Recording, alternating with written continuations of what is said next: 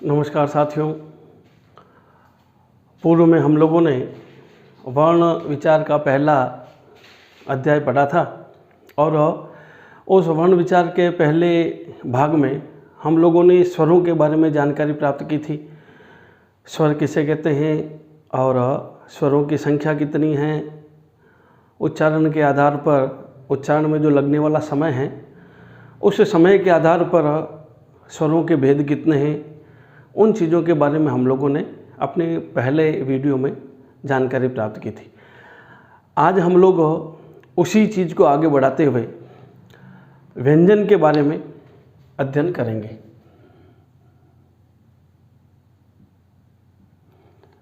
सबसे पहले तो व्यंजन शब्द का निर्माण किस प्रकार से हुआ है वह चीज़ आप लोगों को संक्षिप्त रूप में जानकारी वी प्लस अंजन होना चाहिए।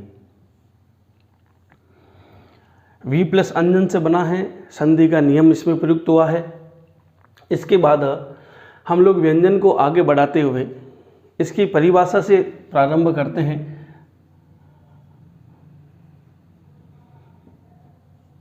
परिभाषा,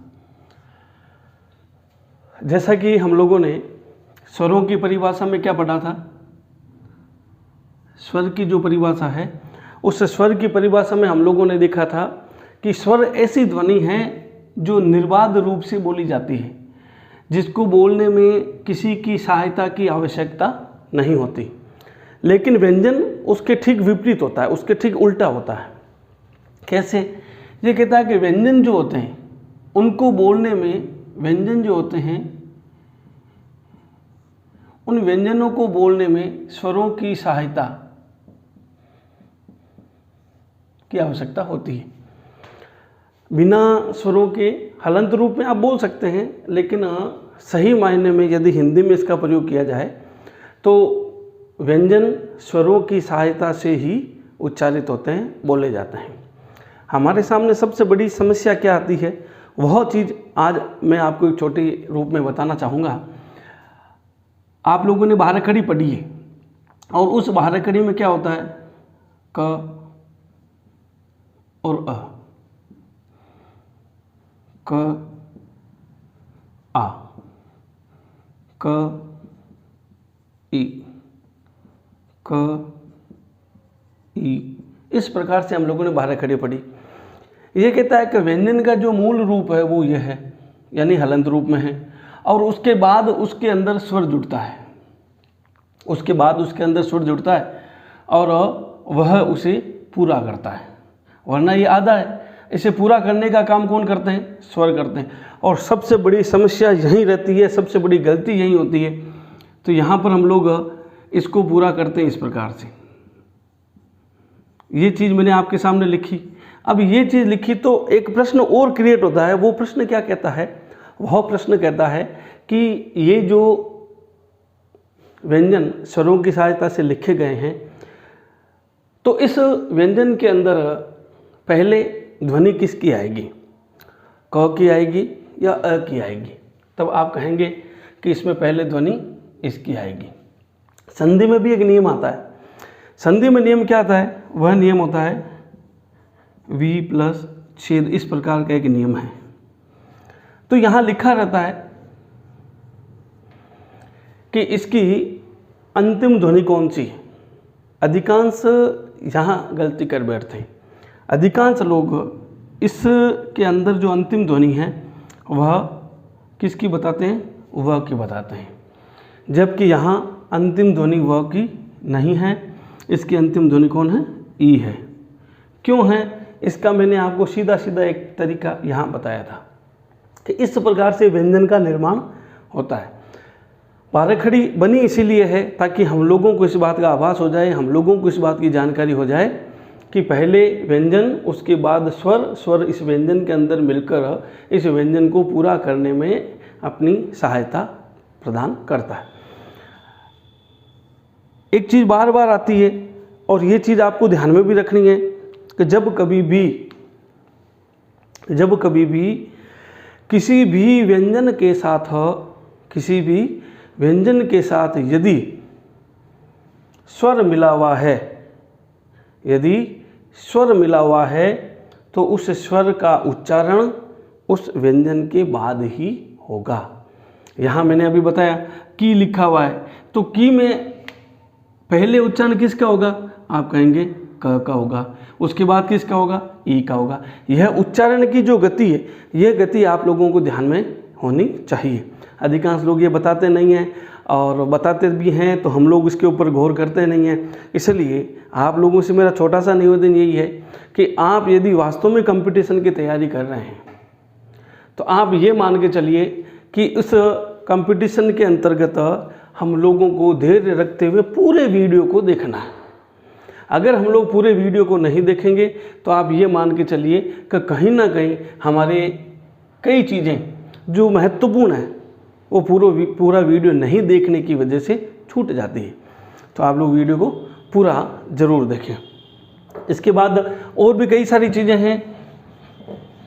तो सबसे पहले हम लोग व्यंजन की जो मैंने बेसिक चीज़ बताई है उस बेसिक चीज़ के आगे चलना शुरू करते हैं।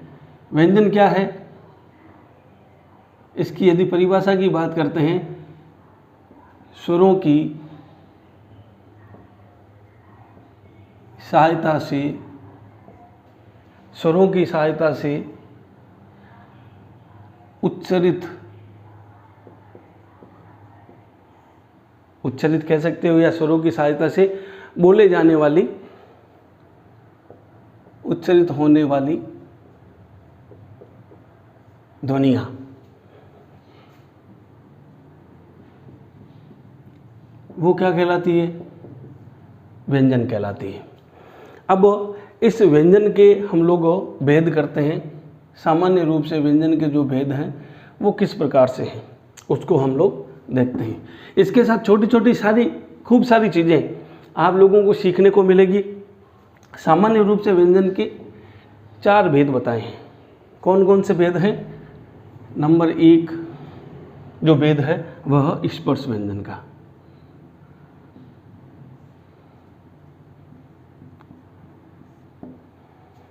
उसके बाद है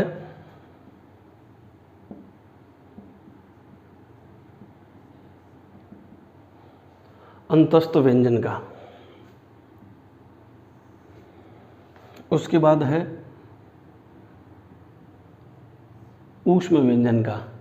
और ऊष्म व्यंजन के बाद चौथा जो भेद होता है वह संयुक्त व्यंजन का। हम लोग अपने जो कंटेंट्स हैं वो आपको विस्तार से देंगे ताकि आपको अलग अलग जगह पर जाकर इन चीज़ों को देखने की आवश्यकता नहीं पड़ेगी।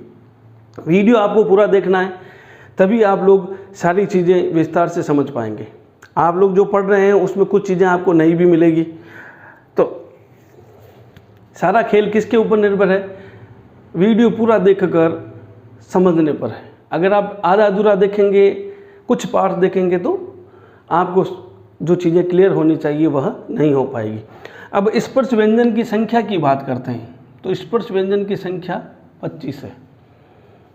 और जो समझने का समझाने का तरीका है वो तरीका भी आप लोग देख रहे हैं कि बिल्कुल सारणी के तरीके से आप लोगों को बताया जा रहा है और सिस्टमेटिक ढंग से आप लोगों को पढ़ना चाहिए। पहले वीडियो में भी मैंने आप लोगों को बताया था कि किस प्रकार से हिंदी को हम लोगों को पढ़नी चाहिए, कंपटीशन में हिंदी को किस प्रकार से पढ़ा जाता है, वो सारी चीज़ें मैंने आप लोगों को बताई थी।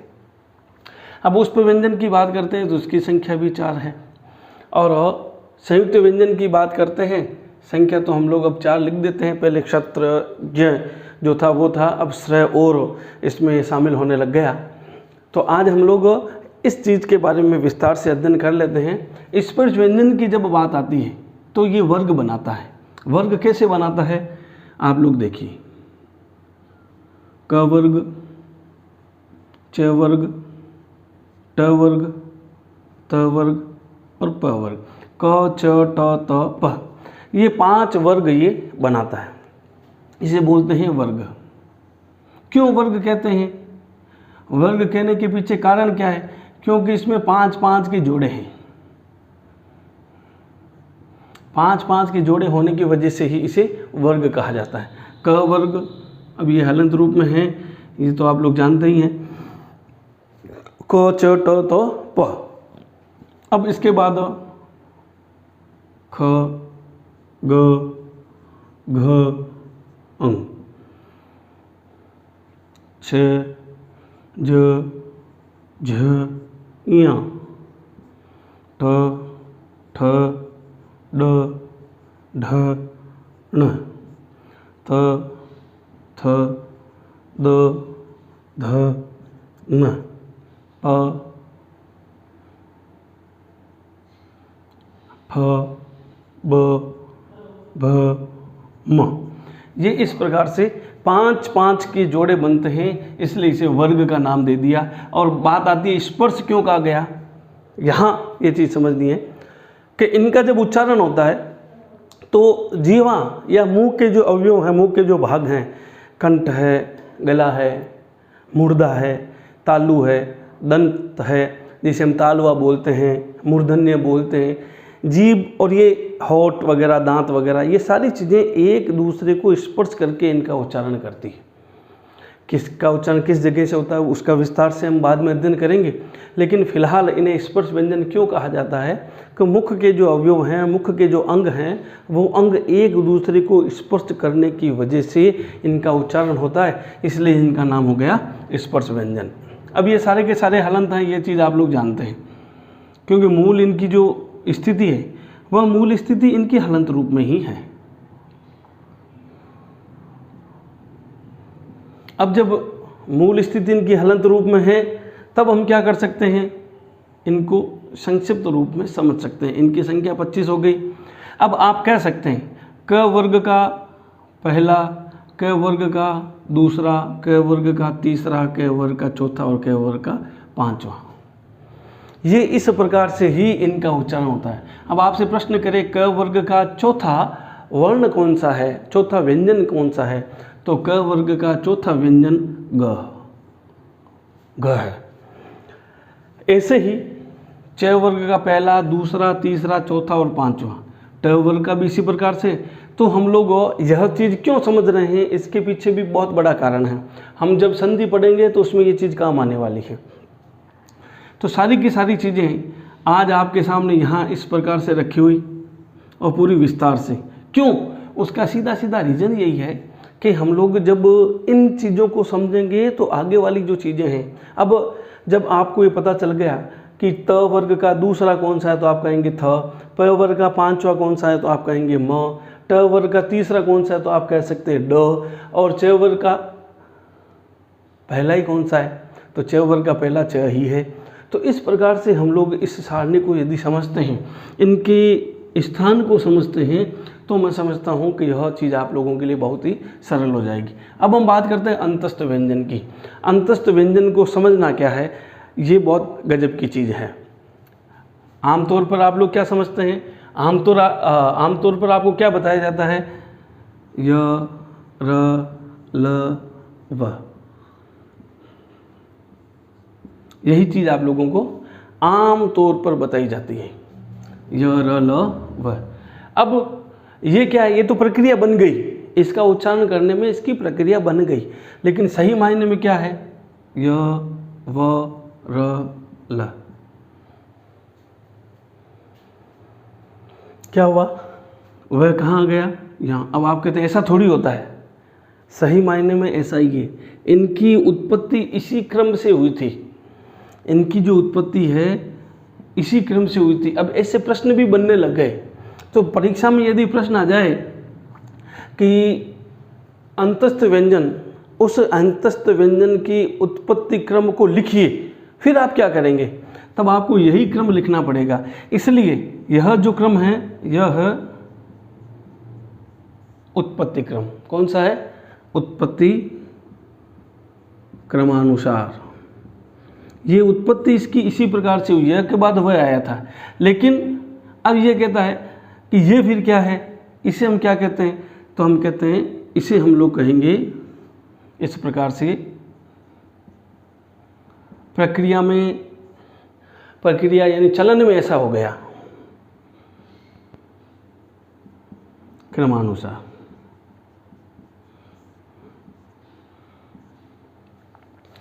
ये प्रश्न भी परीक्षा में आने लग गया। अब जब ये प्रश्न परीक्षा में आने लग गया और हम लोगों को अगर इस प्रश्न की जानकारी नहीं है, हम लोगों ने तो हमेशा अंतस्थ व्यंजन इसी प्रकार से पढ़ा है। संख्या तो 4 ही है, इसमें भी संख्या 4 है, लेकिन मूल स्थिति क्या है? मूल स्थिति है कि परीक्षा में प्रश्न आया गया कि उत्पत्ति क्रमानुसार अंतस्थ व्यंजन का क्रम क्या है, और आप लोग उस समय इस चीज़ को नहीं जान पाए तो आपका प्रश्न गलत होने की संभावना 100% रहेगी। इसलिए मैंने आपको पूर्व में भी कहा था, और हिंदी और अंग्रेजी विषय के जो वीडियोज़ आप लोगों को मिल रहे हैं, पहले वीडियो में भी कई स्टूडेंट्स लोगों ने कहा था कि वीडियो में थोड़ी क्वालिटी वो ठीक नहीं है, तो हम लोग इस वीडियो की क्वालिटी को सुधारने में लगे हुए हैं, और मैं समझता हूं कि अब जो आने वाले वीडियो हैं वो सारे के सारे अच्छी क्वालिटी के ही आएंगे, ताकि आप लोग आसानी से इन चीज़ों को पढ़कर और अपने भविष्य को बढ़ा सकेंगे आगे। अंतस्थ व्यंजन की बात हो गई, ये चीज़ इसी प्रकार से होती है। अब हम बात करते हैं ऊष्म व्यंजन की।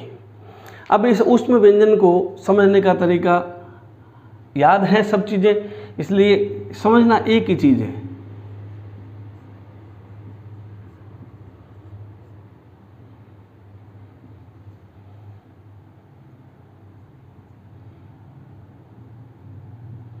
समझना एक ही चीज़ है।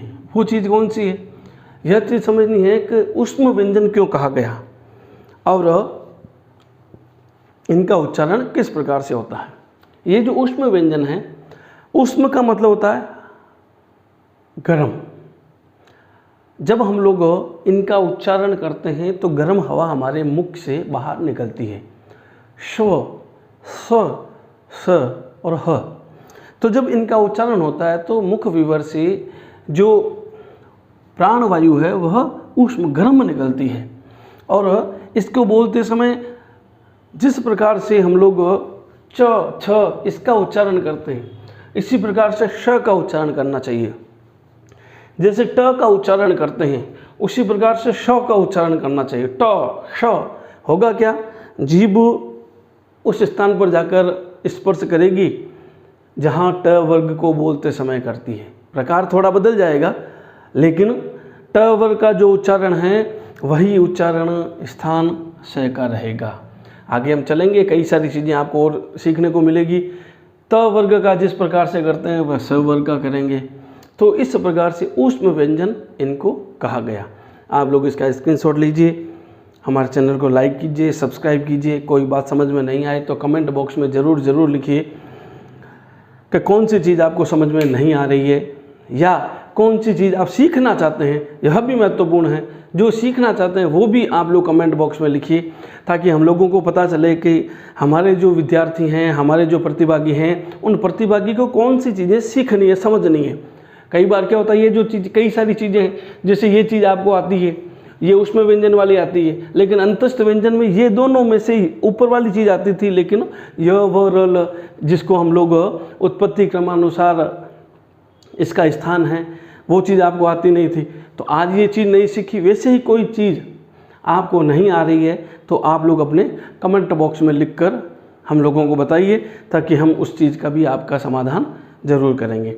तो यहाँ पर हम लोग आज इस व्यंजन के बारे में अध्ययन कर रहे हैं, और आप लोग इसका स्क्रीनशॉट लीजिए।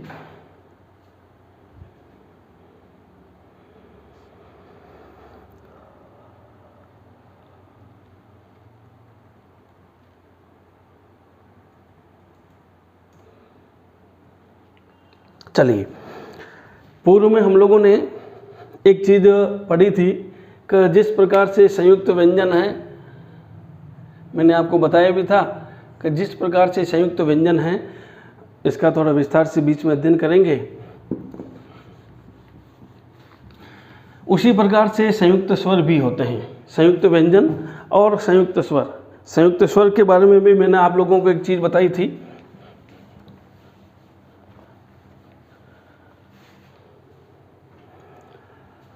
और आज हम लोग संयुक्त व्यंजन के बारे में वो चीज़ देखते हैं। श, त्र, ज और श्र, ये 4 संयुक्त व्यंजन के अंतर्गत आते हैं। अब इनके संबंध में भी प्रश्न कंपटीशन में आता ही है। अब कंपटीशन में इसके संबंध में जो प्रश्न आता है वो किस प्रकार से आता है, तो सबसे पहले वो कहता है कि ये जो संयुक्त व्यंजन हैं, ये संयुक्त व्यंजन क्यों हैं। तब आप कहेंगे कि दो विभिन्न प्रकार के व्यंजनों को मिलाकर, दो अलग अलग व्यंजनों को मिलाकर इनका निर्माण किया गया। ठीक बात है। जैसे हम लोगों ने एक चीज़ पढ़ी थी, ए, आई, ओ और औ। ये जो चार व्यंजन स्वरों के बारे में हम लोगों ने देखा था कि ये दीर्घ भी हैं और दीर्घ के साथ साथ संयुक्त स्वर भी हैं। दीर्घ स्वर भी हैं और संयुक्त स्वर भी हैं। वैसे ही अब क्यों हैं, मैंने आपको कहा था कि थोड़ा सा धैर्य रखेंगे तो निश्चित तौर पर इसका उत्तर हम लोगों को संदेह में मिल जाएगा। अब क्षत्रिय ज्ञ की बात करते हैं तो इसका निर्माण कैसे हुआ।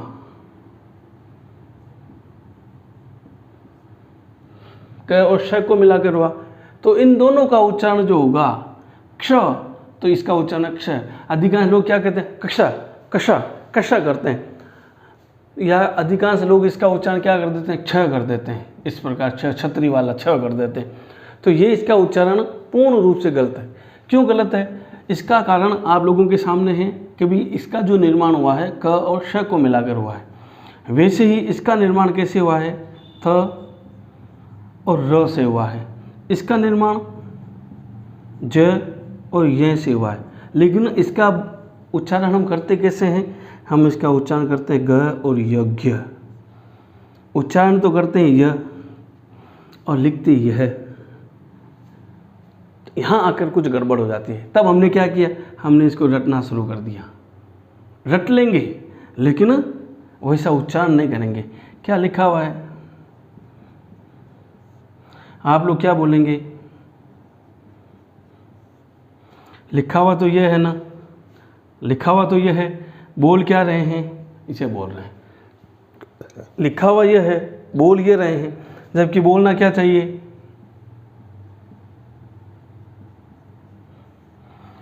जबकि इसका उच्चारण इस प्रकार से करना चाहिए। विज्ञान लिखा हुआ है, उसके हिसाब से पढ़ सकते हैं, लेकिन फिर भी हमारे दिमाग में ये चीज़ बैठ गई। और एक बार कोई चीज़ गलत दिमाग में बैठ जाती है तो उसका निकलना बहुत कठिन है, बहुत मुश्किल होता है उसका दिमाग से निकलना। तो यहाँ पर भी आपके दिमाग से वह चीज़ बहुत कठिनाई से निकलेगी, निकलेगी ज़रूर, लेकिन बहुत कठिनाई से निकलेगी। ज और ये हो गया, और इसका क्या हो गया, श और र। मूल में तो यह है। अब क्या हो गया, परीक्षा में प्रश्न आने के प्रकार बता रहा हूँ। क, श और यहाँ अ, क्योंकि श पूरा है ना, इसको भी तोड़कर इसके पीछे अ की ध्वनि, त, र और अ, ज, य और अ, श, र और अ, ये दो हैं। अब आप सोचते हैं ये दोनों मैंने क्यों लिखे। यदि परीक्षा के अंदर प्रश्न आ जाए क्ष का निर्माण किस से हुआ है, और ये दोनों ही विकल्प आपको परीक्षा में दिए हुए हैं, ये दोनों ही विकल्प आपको परीक्षा में दिए हुए हैं, तो आपको इस विकल्प को ही ठीक करना है, इसे नहीं करना है। ये नहीं दिया हुआ है तो ये विकल्प सही होगा, लेकिन दोनों, ये दोनों आ गए तो आपको इसको ही ठीक करना है, यही शुद्ध इसका विकल्प है। ये ध्यान रखना आवश्यक है। लेकिन एक बार परीक्षा में क्या हुआ था, वो एक कंपटीशन की परीक्षा थी, परीक्षा में इसी से संबंधित प्रश्न पूछ लिया और दे दिया श, और वो भी श किस प्रकार का दे दिया, हलंत रूप का दे दिया। जब हलंत रूप का दे दिया तब उसने ऑप्शंस कौन कौन से दिए थे, उसने option number 1, option number 2, option number 1, 2, 3 और 4, इस प्रकार से उसने ऑप्शंस दे दिए थे।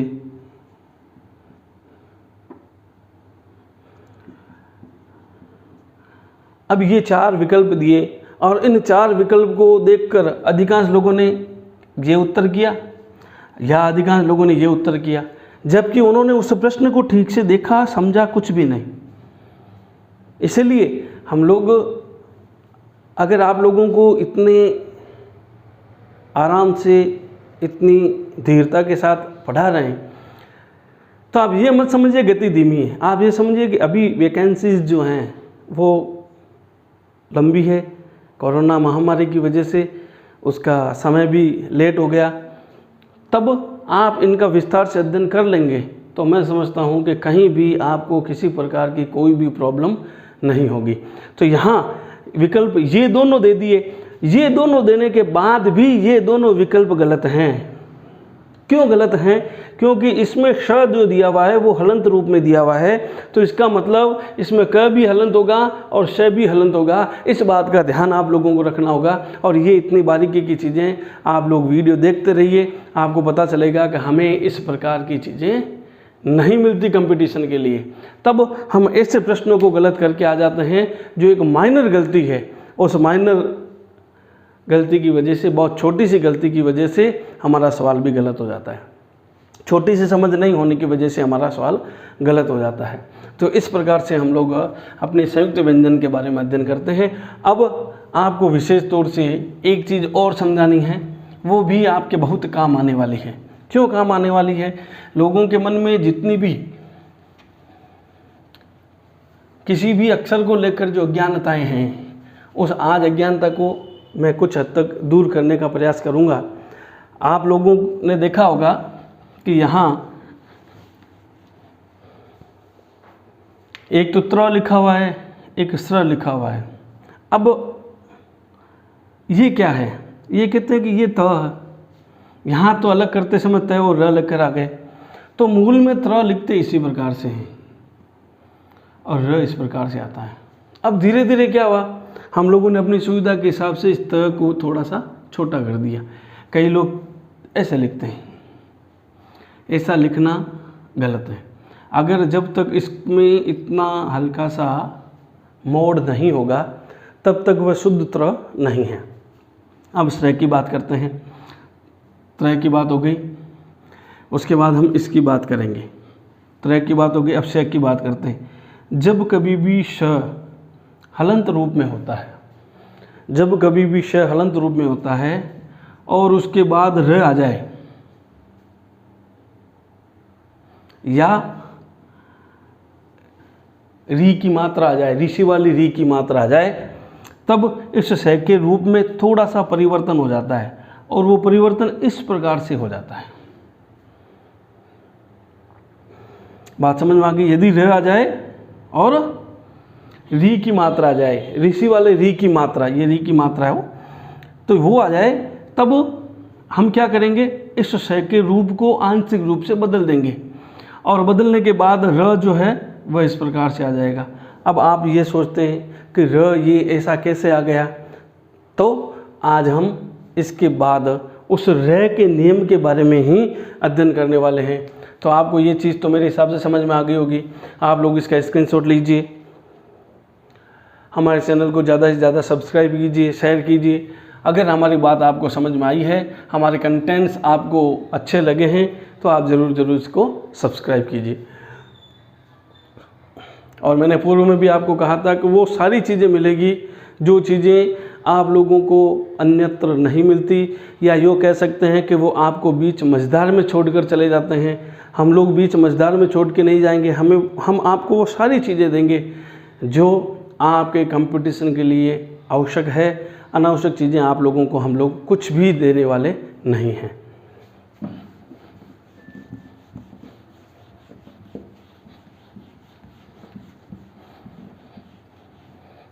अब हम बात करते हैं रे के रूप की।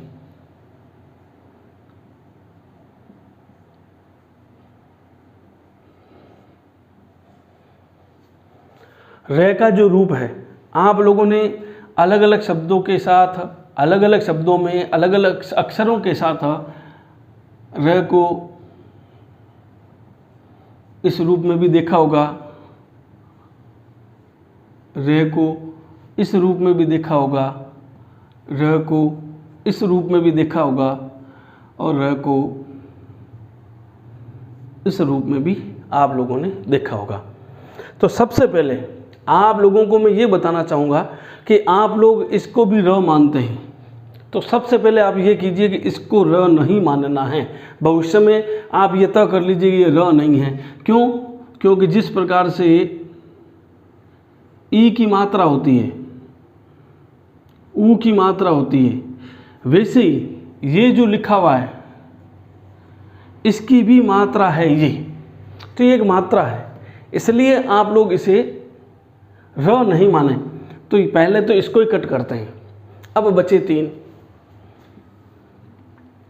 तो र के 2 रूप बताए गए हैं। पहला रूप कौन सा है? एक तो ये रूप है जिसे हम लोग कहते हैं पदेन रूप। क्या कहते हैं? र का पदेन रूप।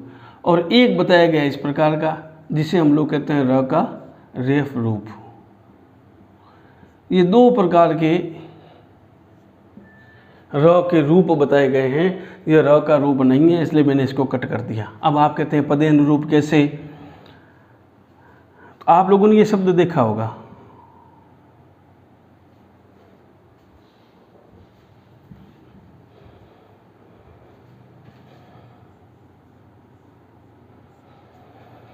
उसके बाद मैं लगा देते हैं, क्रम हो गया। होता क्या है, पदेन रूप की जब भी बात आती है किसी भी अक्षर की, र की नहीं है, यानी आपको ये समझना है कि पदेन का मतलब जो चीज़ पैरों में है। तो यहाँ क कौन है? पैरों में है। पदेन यानी पैरों में है। र पैरों में है, क नहीं है। र पैरों में है तो इसका मतलब ये हो गया पदेन रूप। अर्थात जो अक्षर किसी भी, जो व्यंजन किसी भी दूसरे व्यंजन के नीचे आता है वह सदैव पूर्ण होता है। वह सदैव क्या होता है? पूर्ण होता है, वो अधूरा नहीं होता। अधिकांश लोगों का मानना यही है कि यहाँ पर क पूरा है और र आधा है, लेकिन ऐसा नहीं है। ये शब्द लिखा कैसे गया? ये शब्द इस प्रकार से लिखा गया, क आधा है, र और म क्रम, इस प्रकार से लिखा गया। अब होता क्या है, र का नियम क्या कहता है कि यदि र से ठीक पहले आधा अक्षर आ जाए, आधा व्यंजन आ जाए, तो र क्या करता है? वह उसके पैरों में चला जाता है इस रूप में। तो ये रूप कौन सा है? पदेन। ये दोनों ही पदेन रूप हैं। अब ये जो ट्र लिखा हुआ है, इस ट्र को भी आप समझिए, ये इस प्रकार से ऐसा ही करते हैं ना, लेकिन सही मायने में हो क्या रहा है यहाँ पर? ट आधा है, र पूरा है और क। ट आधा है, र पूरा है और क। तो अब आप क्या करेंगे? मैंने अभी आपको एक पंक्ति बताई थी, एक बात कही थी कि र जब पूरा होता है, र से ठीक पहले यदि आधा अक्षर होता है तो र पदेन रूप में, ये बेचारा आधा ही था, अब र पदेन रूप में, र का पदेन रूप इस प्रकार का होता है। तो ये इस प्रकार से इसमें आ गया और पीछे कौन बचा? क। तो ये क्या बन गया? ट्रक बन गया। बना कि नहीं बना? तब हम लोग कह सकते हैं ये दोनों पदेन रूप हैं और र हमेशा पदेन रूप में। र की बात नहीं, जो भी अक्षर पैरों में आता है वह हमेशा पूरा होता है। जैसे आप लोगों ने शब्द देखा होगा द्व, तो यहाँ द आधा है, वह पूरा है। आप लोगों ने देखा होगा प्रकार, आप लोगों ने देखा होगा धी, आप लोगों ने देखा होगा दिय, द और य, तो द आधा और यह पूरा। तो जो पैरों में आता है, जो पदेन हैं, क्यों हैं? क्योंकि कहते भी हैं जो बड़े होते हैं वह शालीन होते हैं, विनम्र होते हैं और वह आसानी से झुक जाते हैं। तो र पूरा था, शालीन था, इसलिए उसके पैरों में आसानी से झुक गया। अब हम इसकी बात करते हैं, जब रेफ रूप किसे कहते हैं, यह आप स्क्रीनशॉट लीजिए और अपनी कॉपी में भी लिखिए, क्योंकि र के इस प्रकार के जो रूप हैं बड़ी मुश्किल से ही बताए जाते हैं। इसलिए मैंने आपको कहा था हम लोग हमारे कंटेंट्स को इस प्रकार से देंगे कि आपको कहीं अन्य जाने की आवश्यकता नहीं रहेगी। अब म की बात करते हैं। ये लिखा हुआ है क, र और म। नीचे यदि र है तो समझना चाहिए वो पूरा है, नीचे यदि र है तो समझना चाहिए पूरा है, और यदि र ऊपर आ गया तो वो अधूरा है, यानी आधा है। अब होता क्या है, जब र हलंत रूप में आता है, आधे रूप में आता है, तब वह क्या करता है, अपने बाद वाले, इसका बाद वाला कौन है, म, अपने बाद वाले के सिर पे बैठ जाता है, अपने बाद वाले के सिर पे बैठ जाता है। जब र आधा होगा,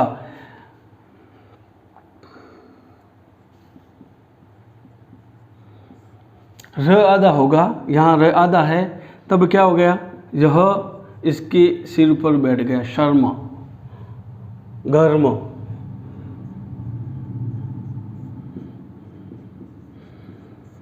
मर्म। तो ये क्या हुआ, रे आधा था, ये इसके ऊपर बैठ गया। इसलिए कहते हैं छोटे जो होते हैं वो उत्सृंखल होते हैं, उद्दंड होते हैं, शरारती होते हैं, वो कूद कूद कर किसी के सिर पे बैठने की इच्छा करते रहते हैं। तो इस प्रकार से र का रूप भी मैंने आपको बता दिया, त्र का रूप भी बता दिया, श का रूप भी बता दिया, और व्यंजन के बारे में संक्षिप्त जानकारी दे दी। आप लोग ये मान के चलिए कि सारी की सारी चीज़ें आपके पाठ्यक्रम में संधि वगैरह जो भी पढ़ेंगे उनमें बहुत काम आने वाली है। आप हमारे चैनल को लाइक कीजिए, सब्सक्राइब कीजिए, और अगर हमारा कंटेंट अच्छा लगता है तो आप इसे ज़्यादा से ज़्यादा शेयर कीजिए, ताकि आप लोगों के जितने भी साथी हैं वह उसका लाभ अधिक से अधिक उठा सकें। धन्यवाद।